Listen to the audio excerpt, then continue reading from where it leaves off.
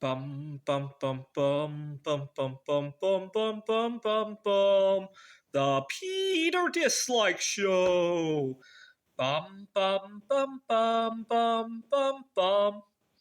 I live in Phoenix, Arizona, and last summer the temperatures topped out in the 120s, and I was all alone. I hadn't dated anybody seriously for a very long time, and as if those two things weren't bad enough, I got really sick on two occasions. First with COVID 19, and later on, I was working with the metal alloys and I got seriously poisoned by something.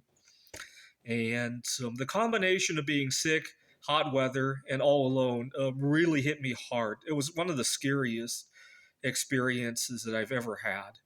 And my mental composure is a lot better these days, but that experience was probably scarier than even 13 years earlier when I attempted suicide. I was 23 years old when that happened. But this summer was probably, I'm mentally stronger now. But I want to say the experience this summer was way worse than back then. And I never wanted to go through that again. And so after what did my experiences this past summer, I made it a goal to address all three fronts, right? I started looking at jobs outside of the Phoenix area, especially somewhere where the climate is a little bit better. I started networking with other people. I found the nerve to start dating again, asking a girl out when I see a girl.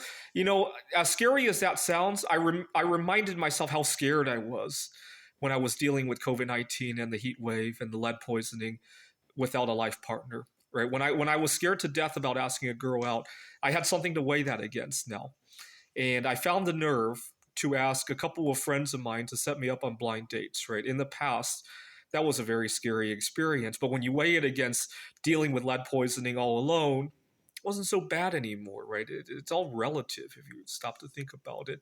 And also, I started being a little bit more aware of my surroundings in terms of staying safe from not only catching infectious issues, but also from chemical exposures and eating well and making sure I get good rest and all of that. I gotten a little bit too complacent, I gotta say, in recent years. And going into 2025, I'm going to kick all of these goals into a high gear. I remember this past Halloween, we were talking about scary stories, and I was like, I don't need any scares anymore. I had mine this past summer.